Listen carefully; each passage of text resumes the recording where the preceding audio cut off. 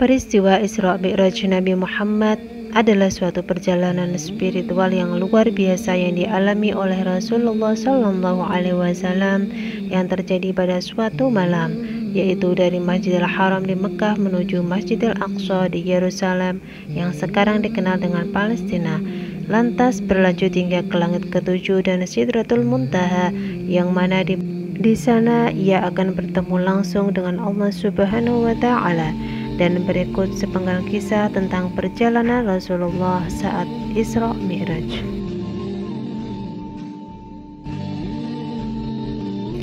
Isra Mi'raj merupakan salah satu peristiwa penting yang dialami oleh Nabi Muhammad SAW selama hidupnya. Peristiwa ini menjadi salah satu bukti kebesaran Allah dan bentuk kasih sayang Allah kepada Rasulullah. Tak hanya bagi Rasulullah, peristiwa Isra Mi'raj juga penting bagi seluruh umat Islam di dunia dan menjadi momen bersejarah bagi umat Islam hingga sekarang. Dikatakan oleh sebagian besar ulama bahwa perjalanan Isra Mi'raj Nabi Muhammad terjadi dalam waktu kurang dari semalam. Namun ada banyak pengalaman fisik dan spiritual yang dialami oleh Rasulullah dalam peristiwa Isra Mi'raj tersebut,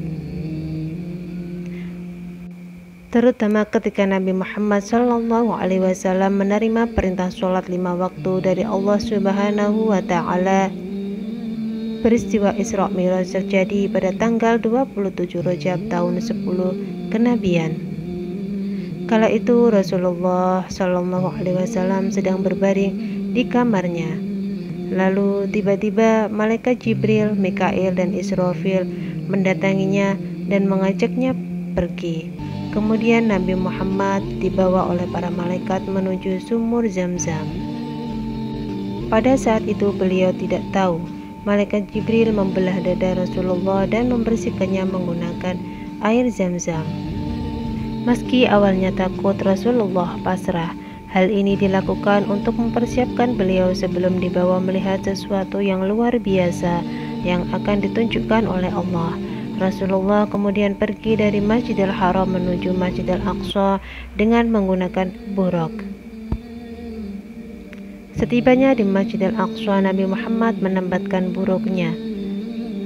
Kemudian beliau melaksanakan sholat 2 rakaat. Beliau menjadi imam di mana makmumnya adalah para nabi dan para malaikat Allah Subhanahu wa Ta'ala. Setelah itu Rasulullah bersama malaikat Jibril menuju ke langit ketujuh.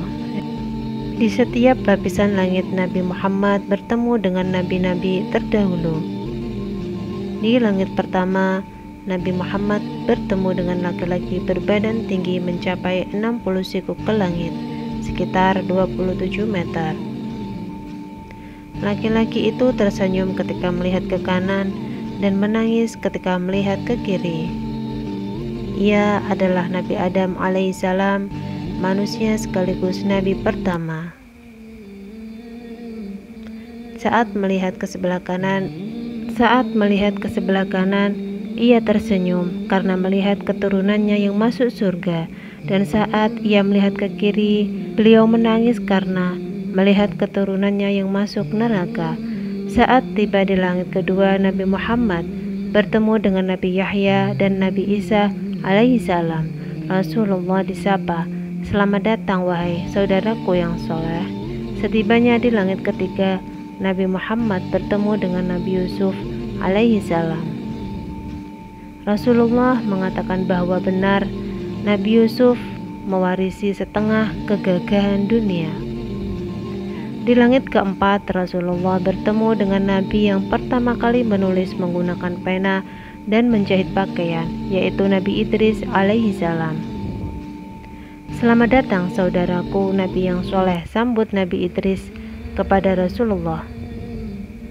Sesampainya di langit kelima, Rasulullah kemudian bertemu dengan Nabi Harun alaihissalam. Seperti Nabi yang lainnya, Nabi Harun tersenyum dan menyapa Rasulullah dengan santun. Di langit keenam, Rasulullah disambut oleh Nabi Musa alaihissalam. "Selamat bertemu wahai Nabi soleh dan saudaraku yang soleh," sapa Nabi Musa. Setibanya di langit ketujuh, Nabi Muhammad bertemu dengan laki-laki tua yang sedang bersandar di Baitul Maqmur. Rasulullah bertanya pada Jibril, siapakah lelaki itu? Jibril menjawab, itu adalah Nabi Ibrahim alaihissalam. Setelah itu Rasulullah ingin naik satu tingkatan langit lagi, namun malaikat Jibril tidak bisa mengantarkannya lebih jauh. Lalu naiklah Nabi Muhammad ke Sidratul Muntaha, yakni sebuah tempat di atas langit ketujuh dan di dekatnya ada surga. Ketika berada di Sidratul Muntaha, Allah berbicara kepada Nabi Muhammad tanpa perantara. Allah memerintahkan kepada Rasulullah untuk mengerjakan sholat.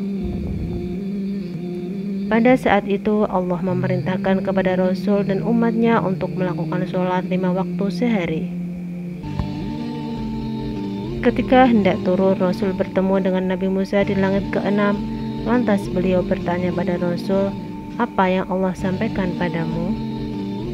Rasul menjawab, aku diperintahkan untuk melaksanakan sholat 5 waktu dalam sehari. Nabi Musa berkata, kembalilah dan mintalah keringanan pada Allah. Sungguh umatmu tidak akan sanggup.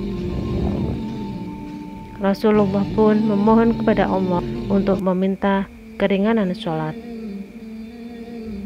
Setelah beberapa kali memohon keringanan, akhirnya Allah memerintahkan 5 waktu sholat dalam sehari semalam. Setelah mengalami peristiwa Isra Miraj, Rasul pun diantar kembali ke bumi oleh malaikat Jibril. Setelah kejadian itu, Rasul menceritakannya kepada para sahabat dan umatnya. Awalnya mereka sulit untuk mempercayai cerita Rasul. Namun pada akhirnya umat Rasulullah dan para sahabat percaya dan menjalankan sholat 5 waktu dalam sehari. Itulah sepenggal kisah perjalanan Isra Mi'raj Rasulullah Shallallahu Alaihi Wasallam. Semoga kita termasuk golongannya dan mendapat syafaat beliau kelak di hari kiamat. Amin.